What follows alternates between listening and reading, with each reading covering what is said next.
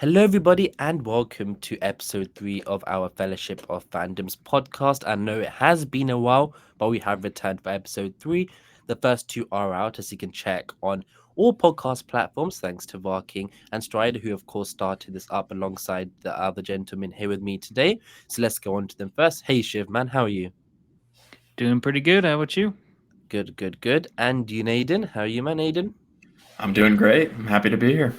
I think we're all very excited because we've had, of course, even though we've not posted as many episodes recently, there's been a lot of interesting and good television out there, especially across some of the franchises we really enjoy. And this episode, I think we're going to do quite a big return episode. So we're going to be looking at both Andor season 2 and The Last of Us season 2. So both in their second seasons, with this being Andor's final season, which something I'll actually get onto in a bit around it originally being 5 seasons and they brought it down to 2. That's something we could touch on in a bit. But I think first of all, we will start off with Andor. So before we even get into that, what are you guys' thoughts on how, since episode 2, how the shows fantasy, sci-fi, all the shows have been quite recently. So for example, I know we had Andor and The Last of Us, but there's been a few other shows. I know there's been a thing. It must have been a Marvel show, I think maybe. There Or was Daredevil, Daredevil. Invincible, the Spider-Man animated series. Trying to think, there's been a couple others that Wheel of Time season 3, which we talked about in a stream yesterday.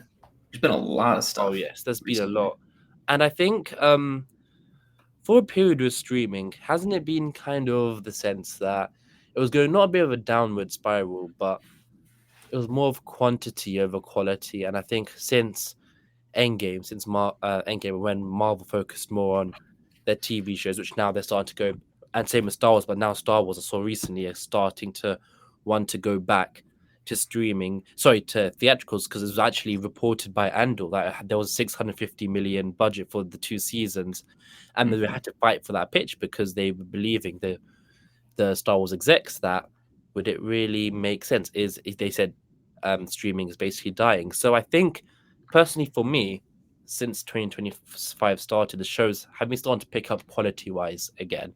Interesting to hear you guys' thoughts on that. Yeah, I could say real quick. I don't know if it was a combination of the pandemic and the writer strikes, but I feel like that kind of took a downturn to the industry as a whole. Yeah. And I felt like there was a pretty long stretch of like I wasn't looking forward to watching TV. Like there wasn't anything catching my interest. But I will say 2025 has been pretty awesome so far. Like Last of Us, Andor. I'm sure there's a couple other Wheel of shows that Time. I really loved. Wheel of Time. Um, there was a couple more too, like some random ones like Adolescence on Netflix. It was a short. Good show. There was something else. It wasn't like that great. Maybe it was a movie, but it was still interesting. It starred Robert De Niro.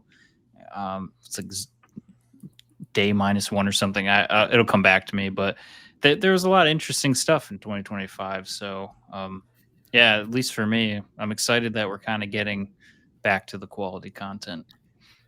Yeah, and just to expand a little bit upon that, because I think that the pandemic, the writer's strike, we've talked a lot about that. I think those are definitely contributing factors. But one of the things that I feel like especially at least with Disney, I kind of refer to it as the Disney Plus kerfuffle, which is, they made this new big streaming service, and their goal right at the start was they wanted original content and they wanted it fast because they were entering Disney's already this huge company, but streaming is still a very lucrative, competitive market. And so for Disney to approach the streaming model, even though they were approaching it with their entire library, which on its own is enough to, validate having a streaming service. Every Disney movie, every Pixar, Marvel, Star Wars, National Geographic, like that is enough of a catalog to warrant getting a streaming service for that. But they still wanted to have fresh new stuff. And you got Netflix and HBO and Amazon. They've had shows coming out for years, and I think Disney had this major push to just get as many original shows out as fast as possible. And I think it's where a lot of that we talked about quantity over quality came from, is I think they were just really desperate. And I think now they're starting to realize it may not have been the right approach. And it seems like they're starting to dial back a little bit and focus more on, I think, honestly, I think Daredevil, the new Daredevil series, is the perfect. You can see the moment within the show where they reached that creative decision within the company where they said, all right, we're going to start focusing more on the quality of these shows. I mean, they basically reworked the series from scratch. They stopped halfway through, and I think, hopefully, I'm optimistic that everything past this point, we're going to get this return to form where, hopefully things just improve. No, definitely. And I think that can really be related to even how Star Wars was, because the post, going into the streaming era, there's been loads of shows. I think most recent one before Andor was, I believe, the Acolyte, which I know got a lot of people talking. And there was the Obi-Wan show. There was also Skeleton Crew, which everyone forgot about. Yes, this is an example. You could see why potentially the execs were thinking streaming is dead, but potentially it's more what they were producing wasn't great. But then when it comes to something like Andor, it does warrant a 650 million budget, because look at it, and I think that's what we're going to get into now, because how great it was. And one of the interesting things for me is the unique concept of almost having 3 episode segments, having self-contained stories, but they still build onto each other. And that's what I think one of the most interesting things about Andor. But yeah, Star Wars, I know, probably I know as a Lord of the Rings fan, probably still the biggest franchise of all time. So yeah, I think the easiest way to start is this is our first time discussing Star Wars on this podcast, correct? Yeah. If It's so, my first time discussing anything, so yeah. Oh yeah, great. Yeah, so I forgot to mention, Aiden, it's your first time on this, and definitely not last. So yeah, that's great. We'll see what you have to say about Andor, and that'll determine. No, I love the show. I think we're all gonna be on that same wavelength there. But what was everyone's first introduction, I think, to Star Wars? Is a good way to set it off. Like, because Star Wars now, it's become so wide, as like you can like, do you like the more of the prequels, the more Clone War stuff, the more anime stuff? Do you like more like the mythology books, go more into the lore? Do you like the more Skywalker saga, or do you like the more the intermediary period, which has the Rogue One, etc.? There's so many different parts of Star Wars you can like now. So yeah, what was the introduction, and what have all the Star Wars properties like really clings to you, and what type of Star Wars do you like, essentially? You want me to take you first? Yeah, go for it. So I'm 35 years old, so I was at least around for the screenings in theater of the special editions of Star Wars. So I got to see Empire Strikes Back, etc., like the special edition version. And I want to say the first time I saw Star Wars was when I was like very little, probably before I even have like real memories. So it's been a part of my life from really early on. And throughout the years, I would say, like, love the original trilogy. I love the prequels. I know there was huge debates back in the day of like, oh, the prequels are terrible and whatever. Now I still look back at those fondly. The ones that are kind of iffy to me right now are like the sequel trilogy. I remember going to the theaters for them, like on opening night, like loved them. I was like, oh, it was really entertaining night. But then as like rewatches happen and stuff, I guess it falls a little flat for me after multiple rewatches. But who knows? Maybe I'll come back to it in 10 years and be like, oh no, I like these too. Yeah, I think there's a bit of revisionist history with Force Awakens. I remember everyone loving it when it came out. I just think it was stuff that happened afterwards that has sort of soured it in retrospect. That's true. Yeah, Force Awakens, if you look at it kind of separately from the other two movies, it does hold up a little bit better. That's for sure. I saw it live in Symphony a couple months ago, and I was like, oh, I forgot how fun this movie is. This is incredible. Yeah, it might be time for a rewatch for me. I can't complain. Yeah. And then like the other movies like Rogue One and Solo, it's the ones I'm remembering, Rogue One, the only controversial thing I'll say about Star Wars on this podcast, probably to some people, is like after I saw Rogue One in theaters, immediately I said my favorite Star Wars movies are Empire first and then Rogue One second.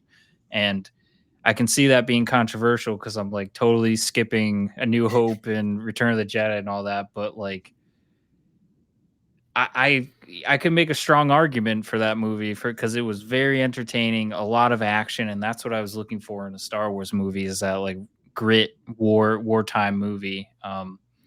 And it's a good complementary piece to the original trilogies. You can watch that movie and you get all the you can't even call it fan service, because what it did was like enrich the original trilogies in my opinion.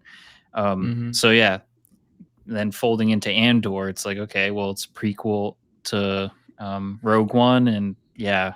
So overall, that long story short, Star Wars has been a part of my life for a while, and I've been with it, and I love most of it.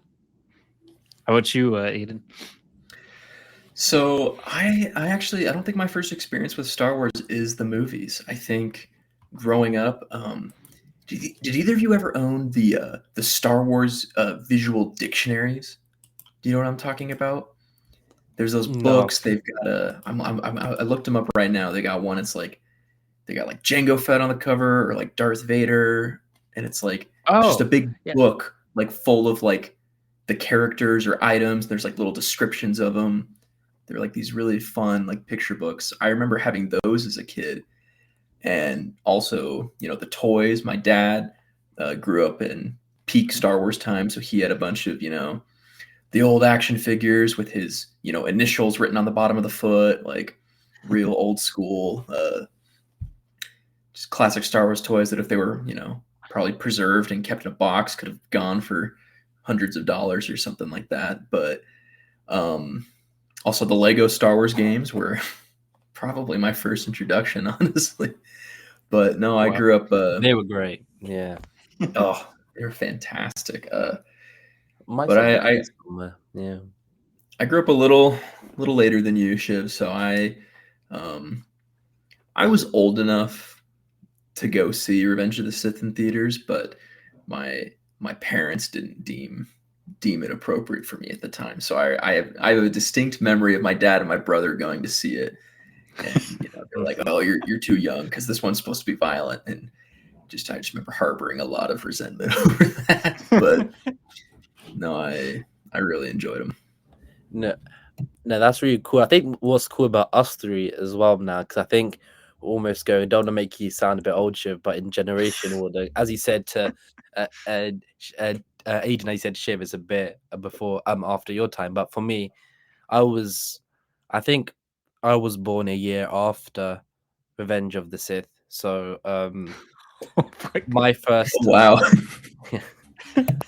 So I actually did first Star Wars movie I watched in cinema was Force Awakens, but the first one I did watch was, funny enough, The Phantom Menace, because I remember one time, this is back when I was, I think, 11 or 12.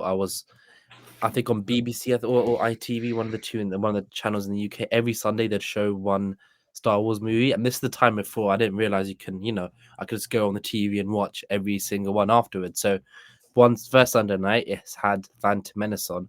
Then for six, then the next 5 weeks afterwards, I would go and watch the next one, almost like it was like a mini theatrical run. Like I was waiting each week because I didn't have the knowledge at the time that I can just watch it whenever.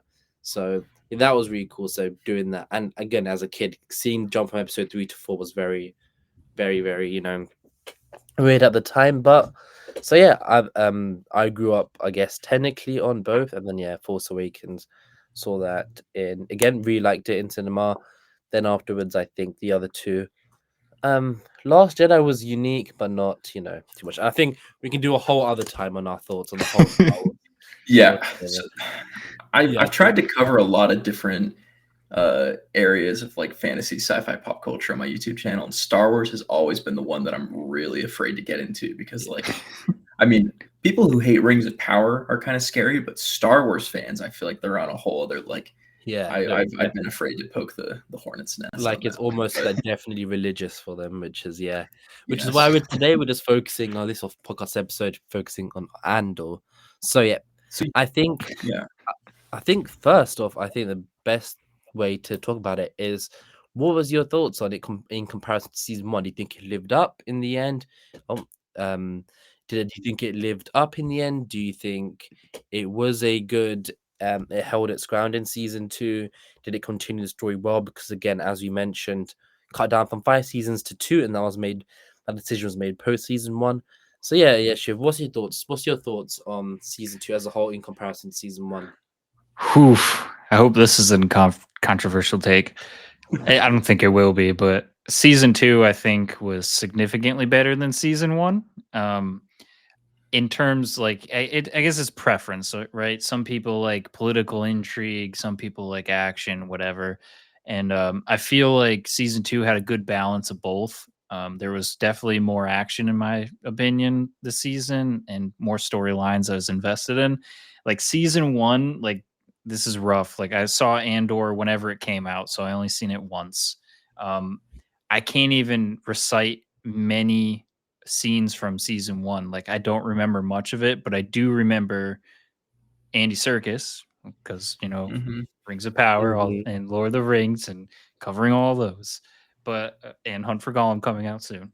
Um, but the jail break and all that. Like I remember all that part of Andor, and I thought that sequence, those I don't know how many episodes that went through, but loved it. But season two, I know it's fresher because it just happened, but there's a lot more stuff I can remember and was like, oh, this was really awesome. And I don't know. Well, I won't say my favorite scene yet because I'm sure that Yeah. would be a question later. But yeah, so how about you, Aiden? Yeah, so one of the things I really liked about the series, I like how they were both, 12 episode seasons, and then they were kind of split into like 3 episode bite-sized chunks. Mhm. So like you said you couldn't quite remember how many episodes the prison arc was. I knew off the top of my head already that it had to be 3 because every arc in the Oh, show is always split into, 3 episodes, which they said in season 2, like I remember hearing that they were going to do that same 3 episodes in season 2, but then between each arc there was going to be a year time skip because hmm. the original pitch for the series, you mentioned this earlier, Harry, was that they Mhm. were going to do 5 seasons, each depicting a year leading up to the events of Rogue One, and then they said the season 2 was going to condense the rest of the 4 seasons into one season, which I was a little nervous about at first, but I think the good aspect of it is they never had fully written out or scripted those next 4 seasons, so it's not like they were cutting all this material. It was more just they had kind of an idea of where they wanted to go. So I think it really helped them to pick and choose the best things and ideas they had leading up to it. And even though I think the first 2 arcs in season 2, the time skip, there were some aspects that felt not, I don't want to say janky, but like there were things I would have liked to have seen or had resolved. Like, you know, the first arc is all about, Cassian stealing this TIE fighter, and then we skip a year ahead. You never really get to figure out Mm. what ended up with it. And there were just a few small, vastly unimportant things like that that did get left behind between the year jumps that would have been fun to explore. But overall, I think the way that they really leaned in to the time skips to show how Gorman was politically uh, decimated and like how it was overtaken by fascism slowly over time. I think that really lended to you know the strength of storytelling, showing that it's a slow burn instead of if it had been over the course of like because sometimes you watch TV shows and you're always like, I have no idea how much time is supposed to have been passing between these events. Like, has it been a month? Has this been 2 days? Like, and because the stories just really evolve. So I think that showing, oh, the people in Gorman had one victory, and then you skip a year later and you see that things are a lot more tense now because they've been fighting for a year straight. Like,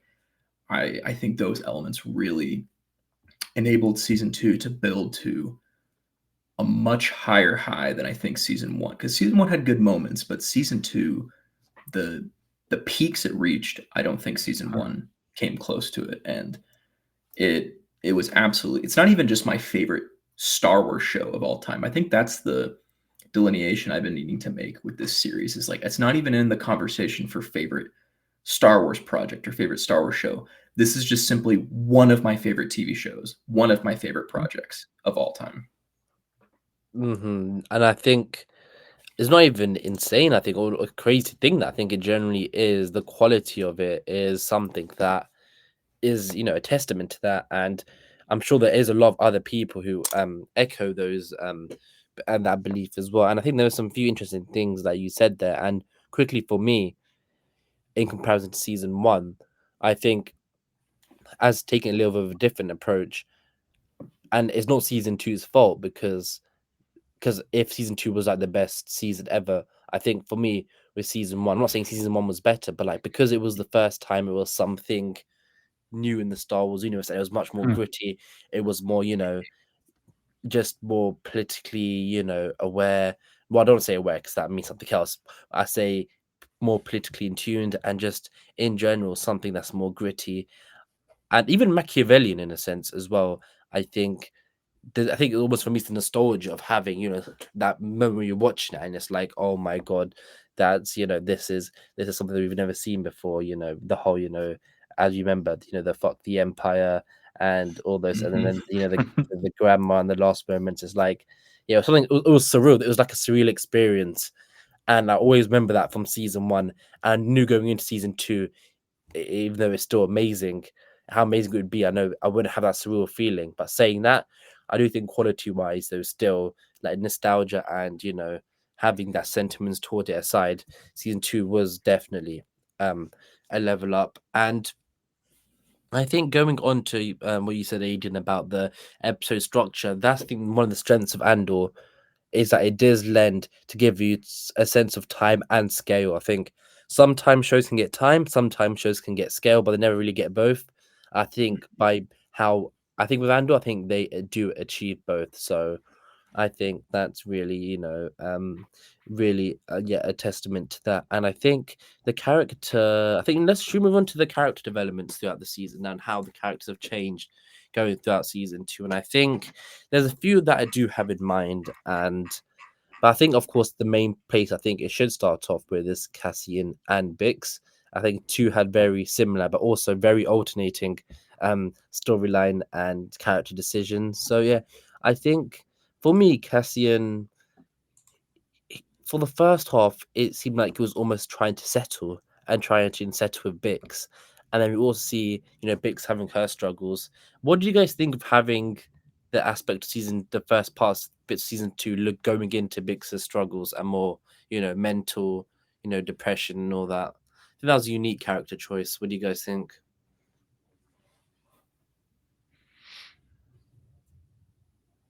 Yeah, I mean, I think it's always important to, explore hard topics. I think that Andor does a fantastic job of taking topics and stories and character progressions that are hard and difficult to talk about in the world and packaging it. I don't want to say like, I don't want to think of it as like the analogy of like putting a pill in peanut butter to feed to your dog, but like it almost feels like, you're taking the story, a lot of people are going to watch. It's got Star Wars attached to it, so it's going to draw a lot of eyes. And then you take these really complex, important moral discussions and you put into the show. And like, I know people personally related in my life who, they might not agree with in the real world some of the topics that Andor is going against, but they loved Andor and they resonated with it. And I think that that is a huge step towards, growing that sort of, reevaluating and realizing, the way that things happen. And, my only hope is that, people continue to watch content like this and, maybe people who struggle with, I mean, empathy and other, real world problems, as you see these sort of things explored and you can rationalize it within yourself. And I mean, even just like the Empire, I think it's really funny how the conversation has kind of shifted where, I'll not to throw him under my bus, but I'll use my brother as an example where he made a PowerPoint he did like a PowerPoint night with his friend group like 15 years ago, and as like a joke, he made like "The Empire was right" PowerPoint, and just kind of did a spoof on that. And I remember him telling me, he's like, I don't think that stands anymore. I don't think I can I don't think I can use that anymore, because it just does such a good job of, not to derail off of the Bix narrative, but It sounds like he would fit right into the ISB right there.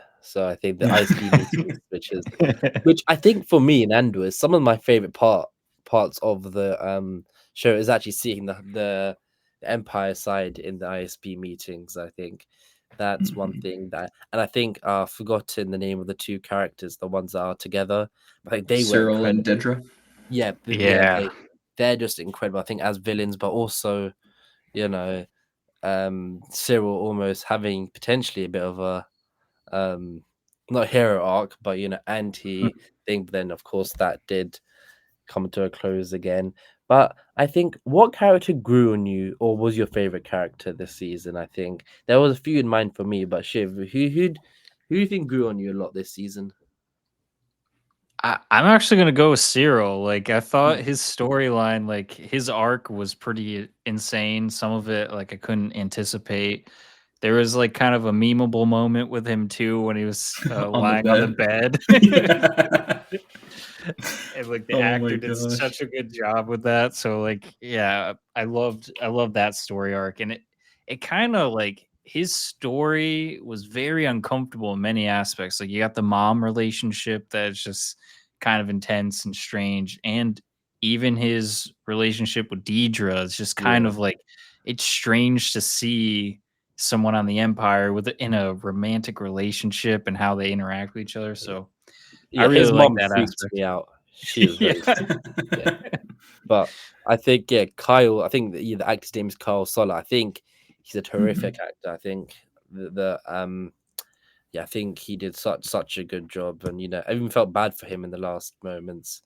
So yeah, no, Yeah. I could totally see him being one of the characters that people would have, and yourself have grown you. What about you, Aiden? For me, it's got to be Clea. Clea was the absolute MVP of the season. She went from being such a, fun minor background character as Luthen's assistant, and she was always just kind of there and working at the shop, but the way that they just elevated her to Oh yeah. like Mm-hmm. she became like an A-list character just within the last 3 episodes. She went from being just this, she existed in the world, she was there, she was always good in every scene she was in, but she was always just, there. But in that last arc, she like instantly became one of the highlights of the season for me. I thought Mm-hmm. that the actress who played her did terrific. It's the first acting role she's ever had out of school. It's the first time Really? she's ever done anything, and I hope to see more and more of her. Like, I hope this just skyrockets her career, because she crushed it. Wow. And I think one interesting thing, that first of all, that's very interesting that this is her first acting role. And I think also I saw someone talking about this afterwards. She almost got propelled to being one of the if not the architect of the rebellion, or like, Mm-hmm. Oh she yeah, yeah. she played such a crucial role. Mm-hmm.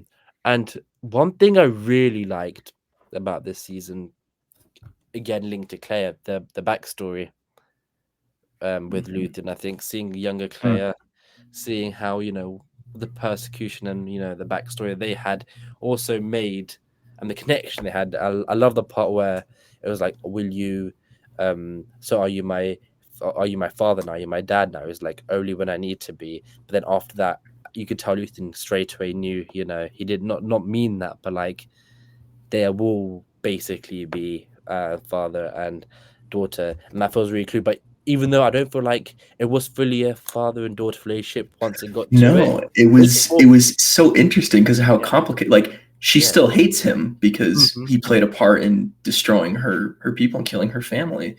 It's like, yeah, that's why I love the show. There's these complicated relationships. That it isn't just like, because it could have been so easy just to do the cut and dry like father daughter relationship, but they yeah, still, even in the 11th hour, they're exploring these new complicated angles of the relationship you've never even yeah. considered before. It was more like a they will look out for each other type of relationship, I Hmm. think.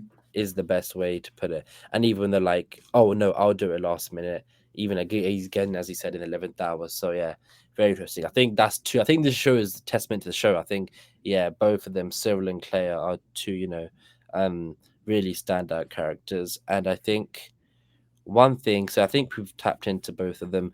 Dedra, for me, and that's a bit of a hot take potentially, but I feel like you know the character is great, and I feel like, but in the way it's nice, kind of having one of a more like a more one note character. I think her motivations are very clear. I know you can say it does get complex. Character is still complex, but compared to all the other characters, which are like crazy complex, I think it was nice having more of like you know, a more figure where it's like we know she's the evil one, but there is still something to her which makes makes you think. And the acting, I know I saw some people getting at her, not her acting, but her facial expressions, which I'll be honest, I saw that before I watched the second season. And I did notice it at times, but I think it didn't really, make a difference. Make a difference for me. So yeah, she did a great job as well. But I think next thing, let's look at favorite moment from the season. I think there are so many, but for me, I know it's quite typical to say, oh, it could be the very last moment, but the most impactful thing I think for me, which is I think for the whole show, was when is his name Poltergeist? Who's the head of the ISB? Well, not highest Oh, ISB. Partagaz. Yeah, Poltergeist. Yeah, I think the and of course, spoiler alert, his death that ends up happening, a suicide, which I thought was again very, very, very, very, very quite um striking death. I think it also it's like mirroring of what the Empire was going to, face down the line. I think it's quite metaphoric there. But I think having that poem be read out from season one, and him hearing that, it was like a full circle moment. And I think for me that was my favorite scene. It was most like, most not to say touching, but it's the most gripping part for me, I think, because I remember that from when they were all together. It felt like years ago now because it was when they're all on their first mission together, and that poor little kid, he was always the poet and had a way with words, and having that come back again right at the end in episode 12, I think for me was, you know, one of my favorite scene from the whole show. So, and it's quite not out there one. It's more I think more for the symbolism behind it. So yeah, what about you guys? What scene stood out to you? Real quick, not to backtrack just a little bit, because I was trying to look this up while you were talking. Just to go back a little bit to the actors, I was trying to find this stat. So, they submitted the Emmy nominations for Best Actors and Actresses, and they submitted Diego Luna, Ben Mendelsohn, Forrest Whitaker, Benjamin Bratt, Kyra Soler, Stellar Skarsgård, and then Genevieve O'Reilly, Adria Jana, Elizabeth Dulau, Denise Go, and Faye Marzay. So that's like the entire cast. That's Mon Mothma Bix, Clea Dedravelle, Cyril Luthen, Director Krennic, Saw Gerrera, it was Bail Organa, and of course Andor. And it's like the whole cast, and yet you look at it and you're like, yeah, they all deserve that. Yeah, maybe it'd be a clean sweep. I think unfortunately there's only like two acting ones, three, but yeah, no, they all deserve it in their own ways. Which also makes me kind of think if maybe they only submitted a few, it'd be more likely a few of them get nominated. But maybe I don't know how the award shows work. So yeah, but again, regardless, they all deserve a nomination. So yeah, that's very watch this. I'm gonna link back to the thread we were just talking about. We were talking about best actor performances. I'm gonna put that right into my favorite scene, which is the very last scene with Cyril, his fight with Cassian. I thought that, and I'll even just, I'll try to encapsulate the entirety of it, not to steal it in case anyone else wants to take it, but just the whole Gorman massacre sequence is just one of the most captivating moments of television, and the climax of, that cathartic fight between Cyril and Cassian, and they've been enemies since season one, and then you hit him at the end with the, Cassian doesn't even know who he is. and that is just the most poignant thing they could have done in that moment. And the acting in that scene was just incredible. Well, I was going to say the same thing, so I have. Yes. I'll let you go more in depth on it. Well, I do have another scene too. So, echoing everything you said, the Gorman massacre was insane, and it's like Andor's kind of our first adult Star Wars show, and I feel like they really touched upon dark topics, and that was a very powerful scene. The other scene I absolutely loved, and I don't know if it's considered allegory or whatnot, but Mon Mothma's speech, it was super powerful, Yes. super relatable to current times. And I was just like, oh, the writers knew exactly what they were doing and said the right things. I forgot, I had the quote on my phone at one point, but it had to do with like lies. I don't know if anyone remembers it off the top of their head, but from the show? Yeah, from her speech, particularly. It says like something. It had to do with either lies or spreading misinformation. Of course, now I can't find it, and it was like basically a meme. But yeah, very powerful speech. I mean, it is interesting. The show was written and filmed over a year ago, is all I'm going to say. So it's very, very interesting. Yeah, no. I think the fact that you mentioned it was only filmed over a year ago still blows my mind. And I was wondering, what do you guys think? I think someone who I think we haven't mentioned or mentioned yet as much, I think with Bix, what do you think about the choice of having them split or having her leave? Because I personally thought they were not, of course, they'd end up being separated again, but I thought it was going to be a whole, I'm going to be leaving now to go join, the rest of the team, to begin the story of Rogue One. That's why I conventionally thought it was going to end up, but they did it in almost a more, again, I think, as you mentioned, in a poignant way. It's like, it almost showed Cassian the length of sacrifice he's going to have to take for this cause, given that Bix is literally given up not their relationship, but their chances of being together for the cause. I think that almost then kind of showcases to Cassian, yeah, this is the lengths we have to go to.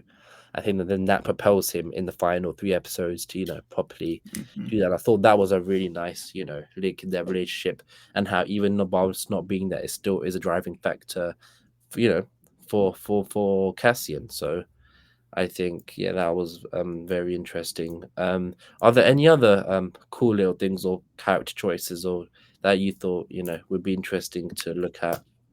I did find the quote. So she said, "The death of truth is the ultimate victory of evil." And I when I heard those lines, I was like, "Oh my god, powerful!" So that was the quote. So good. Yeah. The sad too. But the other thing I really loved about the season, one of my favorite characters, I shouldn't say in Star Wars because I'll probably get shot. But K2SO, I love that robot.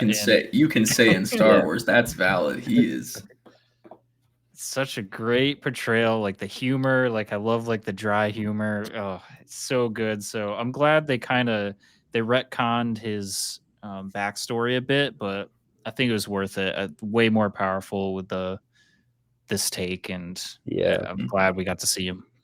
Star Wars always needs a robot with dry humor. I think you cannot go without it. So yeah, 100%. 100%. I think that's why K2SO was so refreshing when he was introduced in Rogue One. Is that like, a lot of the droids we'd have been introduced up until then, some were sarcastic, but they were mostly like kind of, servant-esque figures. Even though K2 is kind of, he follows Cassian's orders, he was violent. He was like, he was mean. And I thought that was it was so interesting to see like a droid that was like, I can't think of any lines on the top of my head, but he made a lot of remarks about like, not caring if like Jin got shot instead of him or something like that. I'm like, I just remember finding that so. Yeah, like this is the Yeah. 17th order you've disobeyed in like 2 minutes, something like that. Like, how many orders have you disobeyed? And it's like, yeah, 17. I know you don't want to know. So yeah, there's almost snarky comments. So yeah, no, definitely.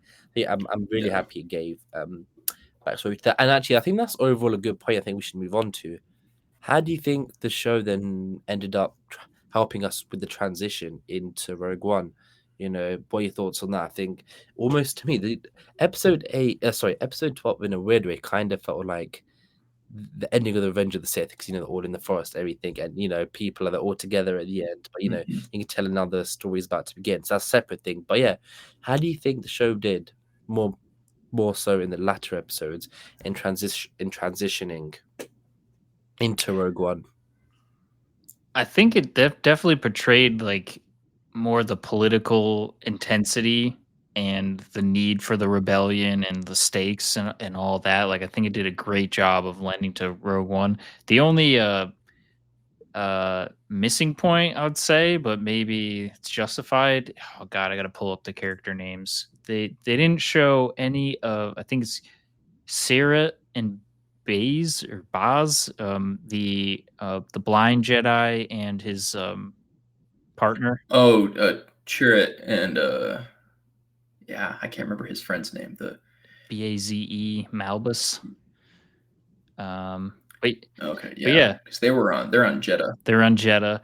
I was hoping we would get like a random tangent to them at some point, but I could see how it didn't make sense, given Yeah. the compressed season and all that. But would have loved to see a little bit of them before Rogue One, kind of get a bit of their backstory and other missions they're on, etc. But yeah, Yeah. Yeah. Well, I'll ask this: did either of you watch Rogue One immediately after finishing Andor? oh yeah. I still need to, but it's I definitely on feel my. I feel like that's the thing. Is like you asked about how does it work leading, like as a finale and leading into Rogue One. I feel like half of, if not more than half of people I talk to are like, oh, I Mhm. immediately watched it after Rogue One. In fact, I believe I saw a statistic online that said Rogue One was the most watched movie on Disney Plus that week. Makes sense. Makes sense. And Which, I'm definitely yeah, going to add to that statistic. So, yeah, yeah, um, definitely. I think. Sorry, no, this is totally other thing, but just like um came into my mind now. Someone who's Loki an MVP of the rebellion as well, kinda, and I think got shafted quite badly was Lonnie. I think I really like this character mm, and also kind of links to Luthen as well and the yeah, person he was in the sense that I think the show what they've kind of done now is like he's almost the unspoken, not architect, but he's like the unspoken reason behind the scenes. So like it almost like it's like the history books will never know. yeah, The history books will show, yeah. Mr. O'Brien. Well, Cassian Yeah, says that. He says that none of them would be there yeah, without no be Luthen. there at Luton, but once, and I guess technically that's the reason why, throughout, the rest of the content following Andor, Luton's technically never mentioned again, but he is the reason why I liked how they've done it more like because it was interesting that even at the camp he was a really controversial figure there as well. I think that was a good decision Hmm. because it again shows, oh, he wasn't really liked. He was more behind the scenes. History books never really know what he did. I kind of like those type of stories and characters because then it also gives you an extra more of a connection to Luthen. So even though he can be a really big ass, he was also, the lovable ass. I think that's Cassie. I think Yeah, definitely was on that wavelength with that, and yeah, would do anything to him. And I really liked when and Claire said, "Oh, of course it would be you," when it was him who came back when she sent out the distress call as well. So yeah, we thought, yeah. What were the thoughts on Luthen by the end and the way he went out? You know, do you think it was fitting? Was it what you thought it was going to be? I don't think there's any other way he could have gone Yeah. out. I think it had to be on his own terms. Yeah. It just, yeah, And actually, one that reminds me of another great. I think as we talk, you just keep thinking of it's great moments when he said to Luthen. I think this is around before they're going to, before the final senator meeting and the speech and everything. He said, and I think Luthen was like, we're gonna die and he gets killed." He was like, you made the agreement that we'd be hanging from these walls the moment we met each other, something like that, and it shows his dedication. I think that was a really strong line as well. So yeah, there's been I think he just drops. I think his delivery and his ways of showing it, you know, um, is quite something. And even what do you guys think of the final face off with Dedra as well? That was, I think, Dedra's demise, her tunnel vision, led her astray in the final moments. Yeah, I totally agree. Yeah, this show so powerful. There were so many good storylines, so many good characters, and so many good endings. Like I guess that's something we didn't really say is I really didn't feel disappointed by any of the storylines. They all ended in a way that either led to Rogue One, or if it did come to a conclusion, it made sense, like why they wouldn't be included in the Rogue One story, because their characters were killed off and they weren't Yeah, mentioned ever in Rogue One. So Mhm. it all made sense, which is pretty hard to pull off. yeah. I don't know if either of you have watched Better Call Oh Saul, yeah. and I won't go too much into it to not do Okay. spoilers, but Better Call Saul is a similar Hmm.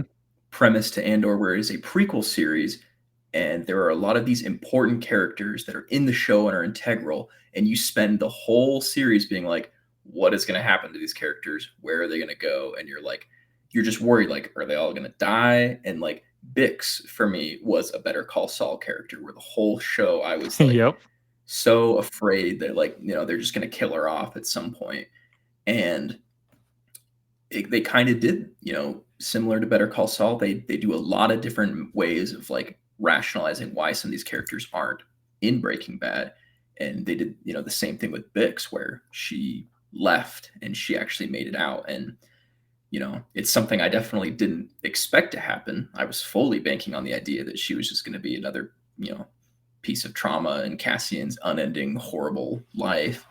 But I think the fact that she got away, she has a child, and Tony Gilroy talked about that too, just ending the show on that, that feeling of hope. It's such a dark, dreary show at times, but to end it on that moment of levity, and you know the protagonist's girlfriend, having a secret child or something, is such a cliche ending in some things that it can just feel very like corny. But the way this show pulled off, it felt so earned, so earnest, and just like it just made you feel so many different emotions. You felt happy that she made it out, a piece of Cassian lived on, that he died, defending the future that he never knew about. But it also just makes you heartbroken and devastated. I mean, I know I rewatched Rogue One, and just that whole ending, I'm like, they take the elevator down from the satellite dish to go to the beach. I'm like, there's a landing pad. They could have stopped the landing pad. There's ships. Let's just leave.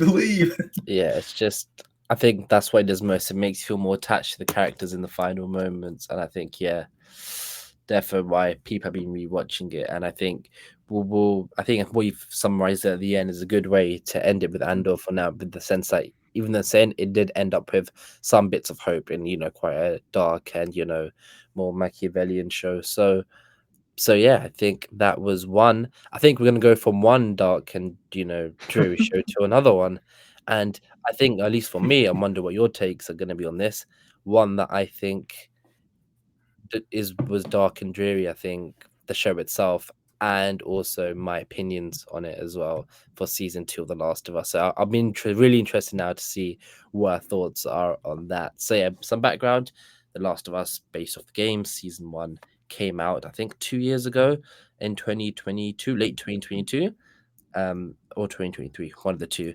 And Pedro Pascal was the lead, and I think the biggest way, and of course we have Ellie as well, which we'll go on to because this is mostly her season anyways. And this season 2 went about halfway into the second game, and boy was there a lot that went on. And there are also bits they've touched on them which goes to the second part of the game, but at the same time I did not think season 2 was anywhere near as good as season 1 in my opinion. But I'm happy to hear or open to hear what you guys' thoughts overall the season were first of The Last of Us season 2. Shiv, you want to start off? Sure. Yeah, I would say for me, season 2 was probably on par to season 1 for me, which may be controversial. Um, I love season 1. There's a lot of great episodes, great storyline, etc. Season 2, like I think some people may have forgotten like episode I think it was episode 2, like the Yeah.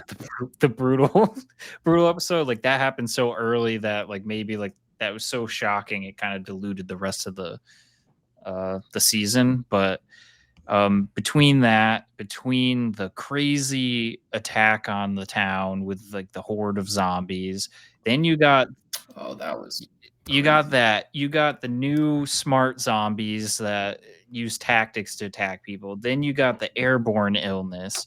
You got um the new I forgot their names, but I call them wood elves at this point, but you know the fanatics, maybe that's what they're called. Yeah, the Seraphites, Seraphites Seraphites. You got them in the brutal or scars, the depending scar. on Yep. your. You got them. You got the wolf pack or whatever we're calling them. You got so many good stuff. Like this is my probably the most controversial thing. I'm very controversial today. yeah. Um, I was actually looking forward to the next episode of The Last of Us more than I was looking forward to the Andor as they premiered. And I think to give myself some leeway, part of that was I was really busy during the times these shows came out, and Andor releasing 3 episodes at a time was killing me to try to catch up. So that could have been Yeah, messing that's with my fair. vote a bit, but That's a hot take, though. I'll grant you that. I will grant you the hotness of that it's take. a little spicy. But I will say but we talked about entry into Star Wars, so Star Wars fan my whole life. And then for like zombie type stuff, it's been hit or miss. Like I saw 28 Days Later when it came out. I forget what year. I don't know if that was 2001, but it was a long time ago. And I fell in love with Cillian Murphy, and I knew he was going to be a great actor when I saw that movie. I've been saying since I saw that movie, amazing actor. Followed him into Inception, Dark Knight, like amazing actor. Um, so loved 28 Days Later as a zombie film, and similarly, those zombies were terrifying. They're really fast. They had the rage virus, so it wasn't like mindless zombies, and it was pretty scary. Walking Dead, like it had probably like most people, like I was the right age when that came out, so I loved first couple seasons, and then it's got really repetitive. The zombies were like nothing, and it was just more of like human factions versus each other. And then once it was more like that, I kind of fell off. So I was very nervous for The Last of Us. I was like, oh no, is this going to be the same thing where the zombies kind of fade away and it's just human versus human? And we're getting to that now with this season, but they introduced new mechanics like the airborne, the smart zombies. So I think they're keeping it interesting. Mhm. But yeah, overall, like them both. I think that's a really good point you bring up about the repetitiveness, or like the trend of a zombie themed show to swap, like slowly shift away from zombies being the problem to humans being the problem. Because Last of Us, I mean, I was thinking about it literally just the other day. I was like, the zombies were barely even in this. I mean, there was the giant fight at the beginning, but other than that, like Seattle, there was like Yeah. almost Yeah. no zombies at all. And I think the thing that makes The Last of Us more compelling to me than The Walking Dead when they start shifting away is the world Yeah. building. I think the world building in The Last of Us is a lot richer and more interesting than The Walking Dead, at least in my experience. Because I think I got to maybe season 6 or so of The Walking Dead as well. And the thing that it's a strength of The Walking Dead, but it ultimately I think turns into a weakness, which is the dreariness and isolationism of the world, where it feels like everything is gone, no one is left, and it is just the zombies. And The Last of Us, there's these really big, thriving communities, and they still have to deal with, the struggles of a world that's been destroyed, infested with zombies. But it at least feels like the world people still live in. Because, there are episodes of Walking Dead where they'll just be walking through, the Atlanta forest for 5 episodes, and there's just no one and nothing, and it's just like miserable. But No, I guess just to go a little bit into my opinions on it, use the word dark to describe it. I will emphasize. I brought this up in the Discord server. I know you were flaming me for my TV. This season was dark. I couldn't see anything, and I'm willing to accept that it might be my TV settings. It's not good, but I watch a lot of TV shows on that, and this is the only one that I could not tell. Anytime it was night and raining, it was just subtitles were on. I just kind of had to use theater of the mind to just imagine what was happening. It would be pitch black, and there would be like a dramatic musical stinger. And I'm like, maybe she saw a zombie or something. I don't know. But I to defend for 1 second for the people listening. If you're watching an HDR show or Dolby Vision show, you want to make sure you have the proper settings for those. But also, another thing that I learned sadly is if you have an LG, so I have like a LG, I think it's a CX or C1. There's a setting on LG TVs to preserve their pixels where it actually darkens the screen automatically. So I've had shows where I'm just like watching it. It's like I can't see it, and then you just wiggle the mouse or your remote, and then it gets brighter again. I'm like, oh my god! So, public service announcement: there's a way to turn that setting off too. Yeah, but I mean, despite that, I guess I wanted to ask: have any of us played the Last of Us games? I've played the first game and I was a bit into the second game before I stopped it, but I know where the story goes. So I did play the game before I watched. Because I never played the games, but I'm chronically online enough that I pick up information. So there's a lot I knew about. It was one of the things that drove me crazy about the lead up to season 2 is the amount of people like posting like pictures of like golf clubs being like, people aren't ready for what's coming. Yes, we are. You've been telling us for 5 years. Like I've never played these games. I knew that Joel died before the second game was even out. People were talking about it online, and like they have the gall on the internet like, show only fans are going to be in for a surprise this week. No, they aren't, because it's like the Invincible fan base. The Invincible fan base is horrible. They're just like, they spoil everything. Yeah. They just need to flex on the fact that they've read physical media. So can definitely see that. I think. But, so was that not a shock to you, Shiv, then either? So I somehow was able to dodge ever knowing that Joel would die, but I had the assumption he was going to die based on just like the way they were foreshadowing the show. So I'm like, he's going to die at some point. But the stupid golf clubs didn't get me until like the week before. Someone posted like they saw the golf clubs in the background, I think, of one of the scenes, and they're like, oh, here it comes. And I was like, great. I put together what was going to happen. I was so mad. I was like, I got so far. Yeah. I think. Yeah, no. And what were your, and of course in the books, sorry, not the books, in the game, blanking on his name now, but Joel's brothers also, Tommy, also there in the moment. So it was interesting, and I didn't mind that change, that it was just Ellie there, which was quite interesting. And I think the death, though I don't think it was a Rob Stark level thing, it was still quite thing, but I didn't like the people when people say, oh, this show sucks now because Pedro Pascal's no longer in it. I think that is really like unfair criticism, because that's how the source material goes. He was going to go. You can't blame the show for that.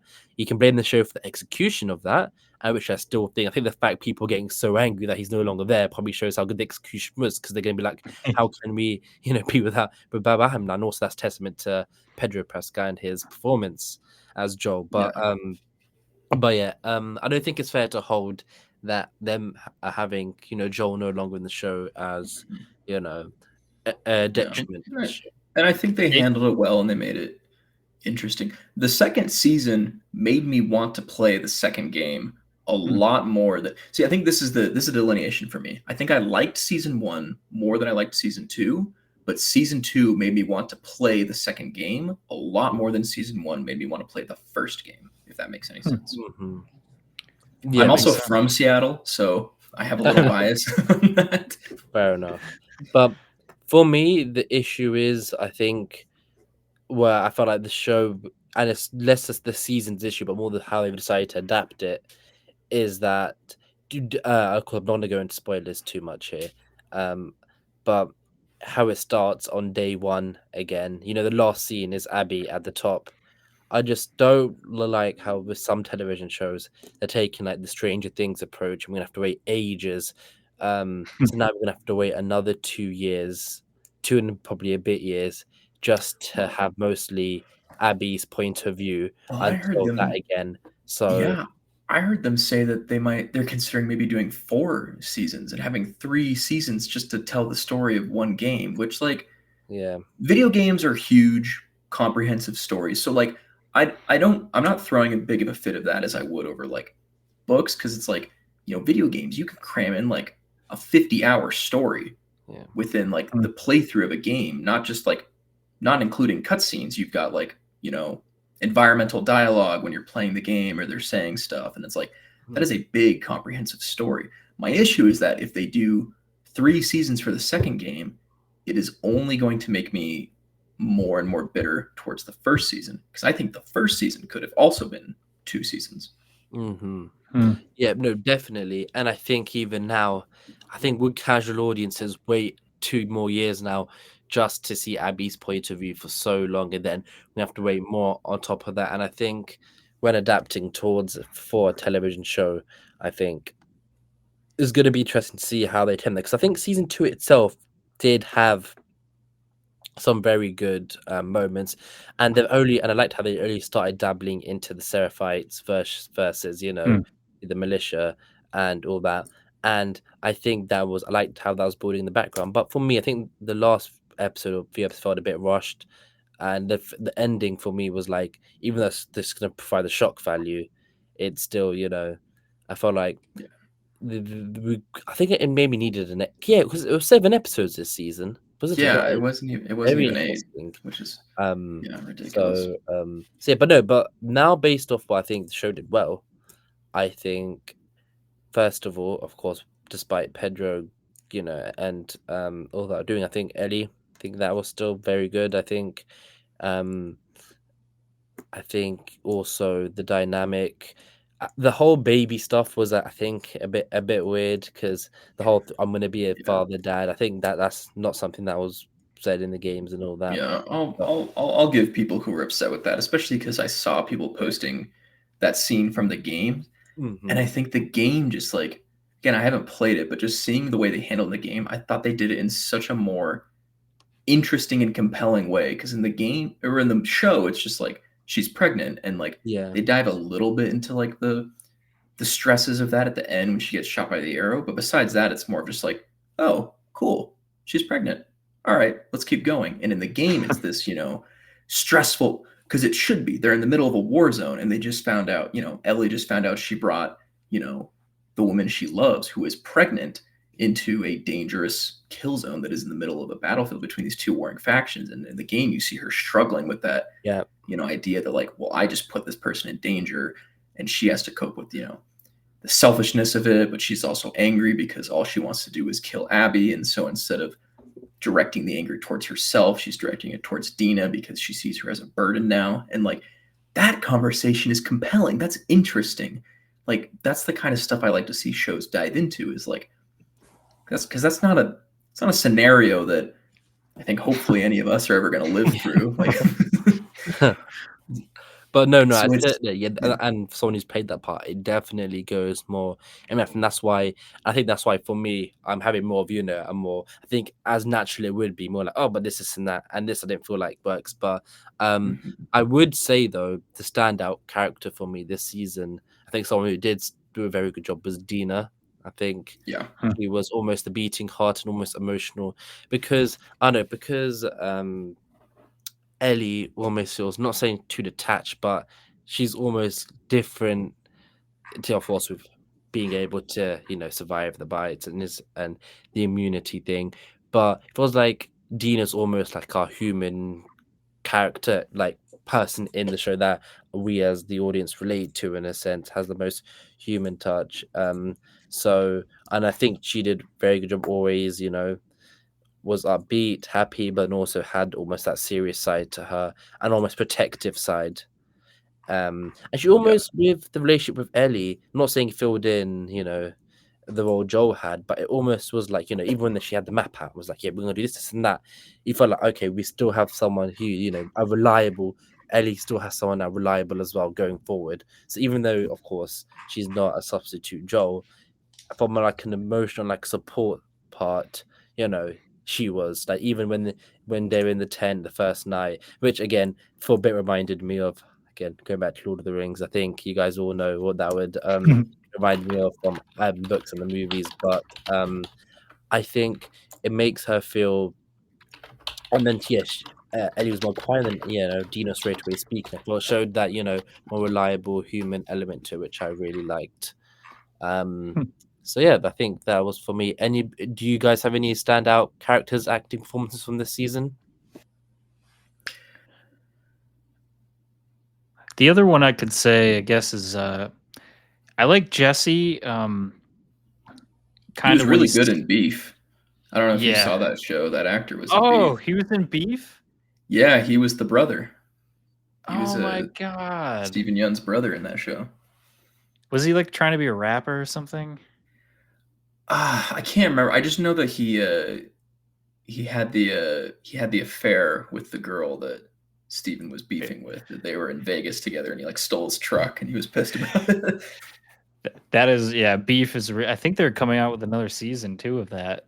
I think I saw that too. Although I heard it was going to be about just a completely different That would make group of sense. people or something. It's more of an anthology series, I guess. But yeah, not the sidetrack, but Another sidetrack.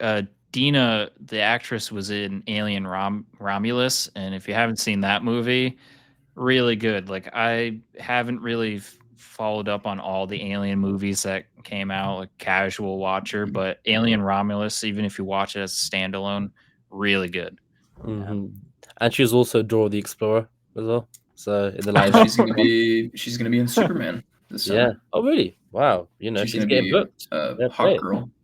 Yeah, it good at the Wow. minute, which is fair enough. But yeah, I remember watching a bit of Dora the Explorer and just seeing her. She almost did have that Dora like how she was like in when she was upbeat, which reminded me quite a bit. But that is that is something else. But I feel like but I think we've kind of now talked about the comparisons with the games, where the games went, and the potential, how it will go for future seasons, but also the stuff we did enjoy, and some of the standout characters. But I think the next thing is, what was your favorite part or moment from it?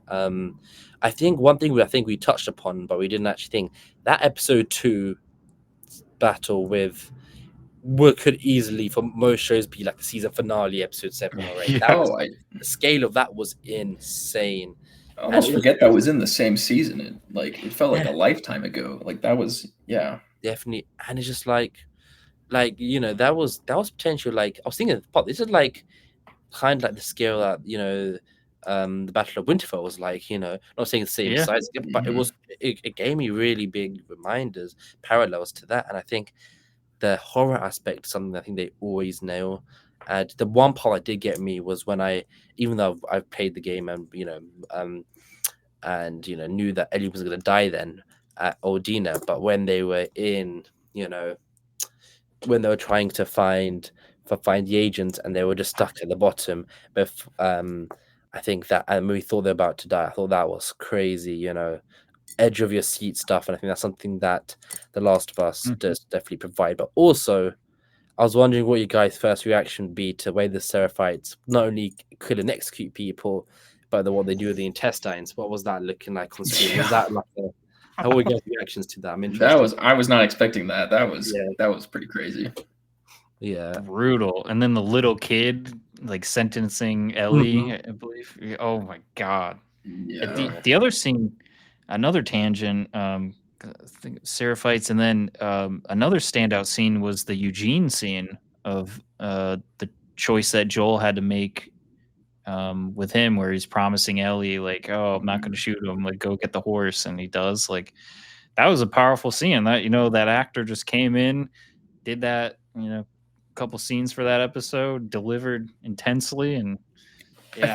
I think that episode was actually my favorite episode, and we're talking about stand-up performances. Like, I hate to use, one of the main characters, but I think unironically Pedro Pascal, I think that episode, especially the porch conversation scene, I think was one of the standout acting moments for me. I thought that was really, really powerful. Yeah. Yeah, and I think looking at the season now as a whole, things start to make sense. Like when I first started watching the season and there was the animosity between Ellie and him, I wasn't fully understanding it. Maybe there was some key dialogue that I missed or something, but I'm just like, what? Is she just a teenage girl now and she's being like I didn't understand fully what was going on. But then when they gave the backstory of Eugene and everything, I was like, oh, okay. I fully understand now what's going on, and Yeah, I just it had a weird, helps.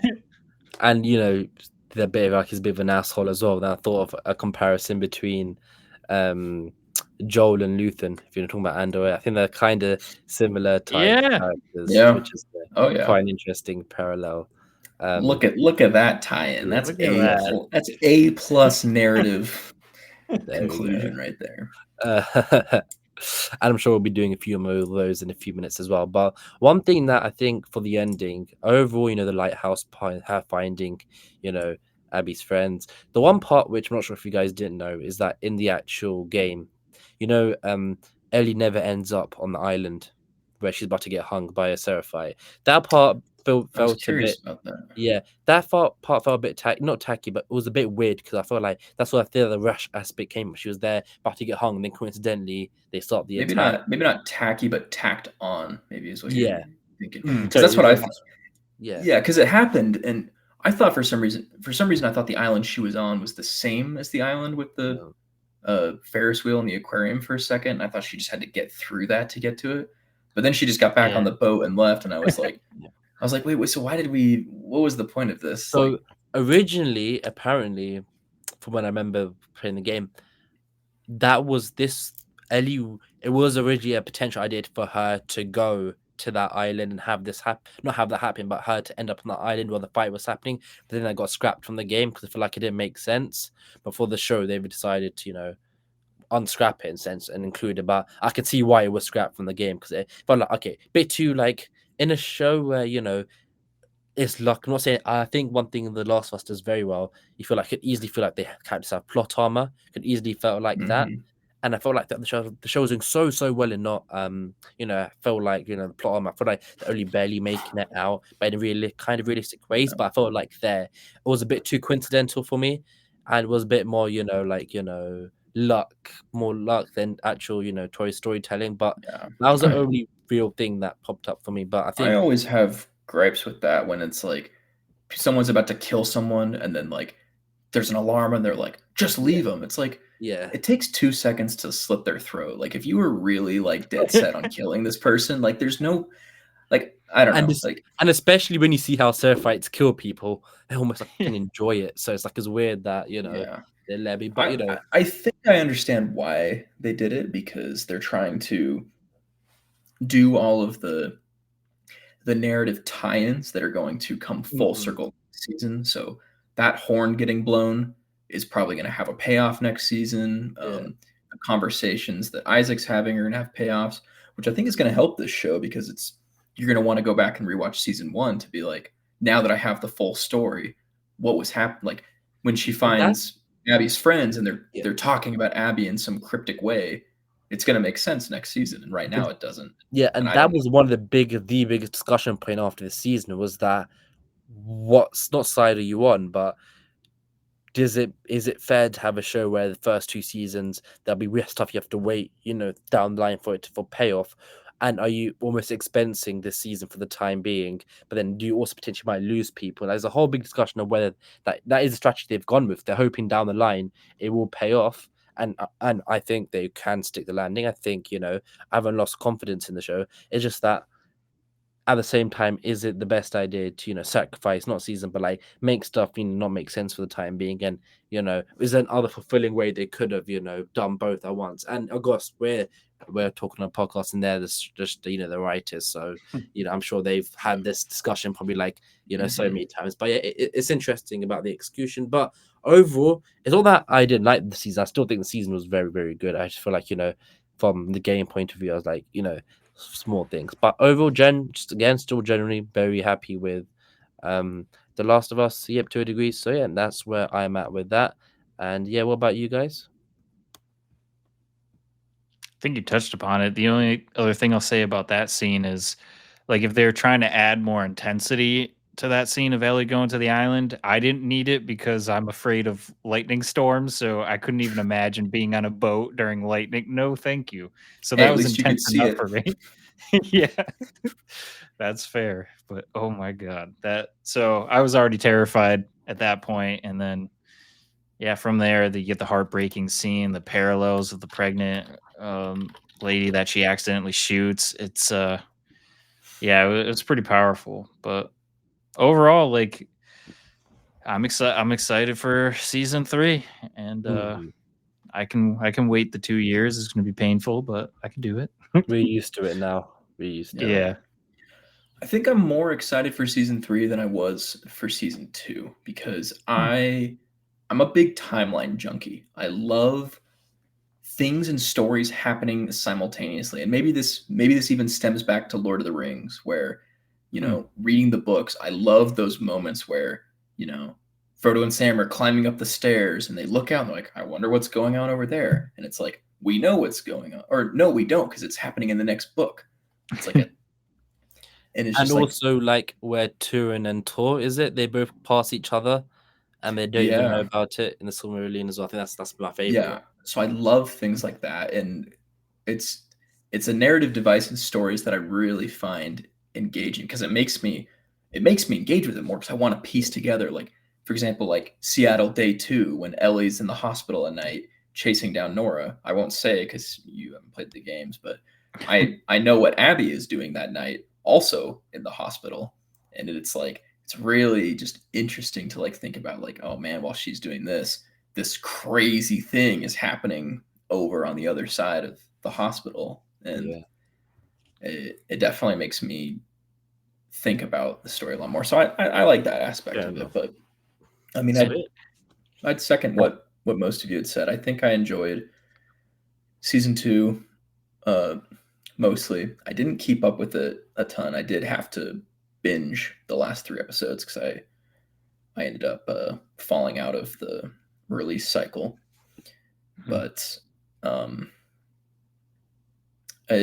overall, I think they did, a good job executing it. I think there are obviously things they could have done a little better. I think Ellie's character, I think Bella Ramsey is a fantastic actress. I think that, she does a good job of portraying Ellie. I just think that there were some directing decisions with her character that I don't think I was a huge Yeah. fan of. Just like we talked about the whole, I'm going to be a dad scene. I think, Mhm. again, I haven't played the game, but the one thing I knew about it just from like like reactions is that Joel's death basically turns Ellie into a monster. Is like the whole point is she just becomes callous and revenge driven and like just single-minded focused on this one thing. And in the series, I didn't really feel that for some of the episodes. There were moments where she tapped into it, like the hospital scene with Nora, but there were more moments where it just kind of felt like, you know, they were Yeah. just on a little quick trip to Washington and just to, we'll just take out Abby and then we'll head back. It didn't have Mhm. the gravitas I expected to have. And And then, or even like the scene where, she takes her shirt off and it's covered in bruises in the back. I heard people talking about, in the game, that scene is there's a lot of payoff for that scene because you spend the whole game up to that point, fighting clickers and raiders and killing people and doing all these combat things. And so when you do it, the player believes that moment because it's like, well, yeah, I've been getting the snot kicked out of me this whole game. But in the show, I don't think she got into a single fight. yeah, I So think game Ellie versus show Ellie. I think there's that. I think the show's on with season 1. I think though even way her mannerisms and her relationship with Joel, she's more like, quick, not quick. Like the way I would describe Game Ellie is quick-witted. She's very quick. She's very, on top of it. Show Ellie, yeah, quick-witted, but I feel like quick-witted, but also more fierce in a more, in a different way. And then when it comes to actually becoming a monster, because you already built her up to being so, I think tapped really heavily into, the rebuttals, her, how she, stands up for herself in a good way, but also, saying a bit too far. I feel like the show has to try find that balance of then, okay, how do you turn it from how she already is then into someone crazy without it not looking too too weird? Because I think at the start she was already getting like near there, but then they can't fully, it's hard to explain, but you can't fully now go and execute it then compared to in the games where she's more more understanding of the less, more respectful of Joel. I think one thing Game Melly is, and then this death, hits so much, harder. But that's a whole discussion for another time. So I think the fun discussion here now is what season 2 did you prefer? And I think this will be very. I feel like with Aiden, I kind of already kind of know based off your what you said about Andor season 2, where it might the answer might be for you. But Shiv, I'll go for you first. I think it might be a bit more trickier one for you. Yeah. I want to say my gut reaction is I enjoyed The Last of Us season 2 more than Andor, but the caveat there is I was really rushed to watch Andor. I was so busy during the time that these shows came out that I feel like it almost became a chore to finish the thing, which if I was in the right mindset, if I was casually watching it, I'm sure I would have loved it more.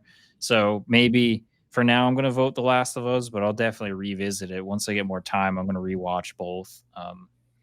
If we have time, I do have a final question I want to ask everyone. So after this question, I'll have a final question. Yeah, no, go for it, Aiden. Yep, your thoughts, and then we'll go to your question, Shiv. I mean, yeah, I think you've got me pegged. I gotta go Andor season 2. I mean, like I said, it's one of my favorite shows, and I enjoyed The Last of Us, but I don't think I would put it in the upper echelon of like favorite shows of all time. But I do really understand the 3 episode thing. When Rings of Power season 2 is coming out, I made a personal goal to myself that I was going to film a review for every single episode. And that first week when 3 episodes dropped at once was hell.